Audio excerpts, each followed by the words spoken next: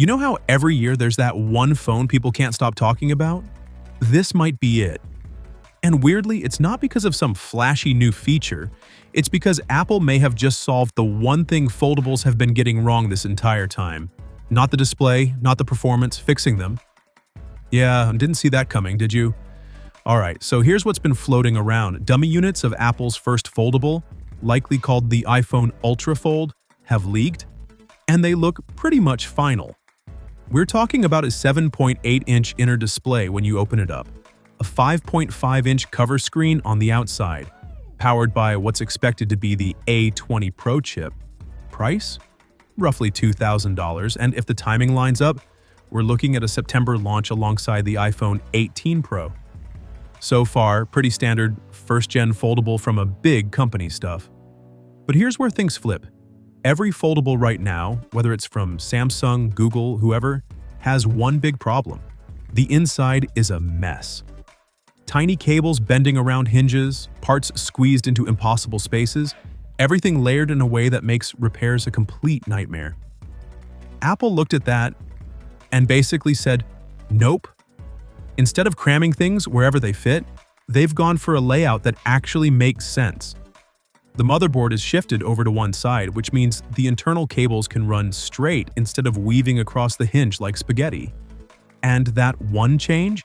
It makes a huge difference because suddenly, taking this thing apart isn't a horror story anymore. It's structured. It's clean. It's kind of Apple being Apple, but in a way we haven't really seen before with foldables. And as a bonus, that smarter layout frees up space, which Apple has used for something very interesting: a massive 5,400 mAh battery. In a foldable, that's big. Like really big. Now, not everything here is going to make people happy. There's one design choice that's, let's just say, controversial. The volume buttons are on the top edge, not the side, the top. And the reason actually makes sense.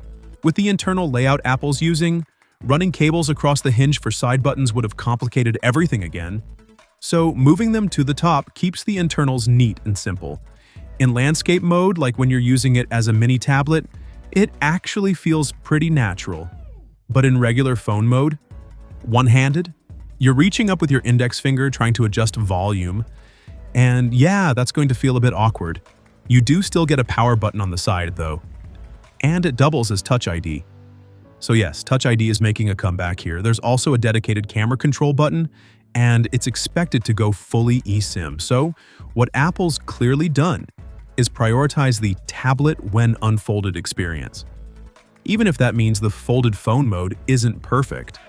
And honestly, that tells you a lot about what this device is supposed to be. This isn't just Apple jumping on the foldable trend. It's them rethinking how a foldable should be built in the first place. More repairable, more structured, bigger battery, different trade-offs. And whether you love every decision or not, you kind of have to respect the approach.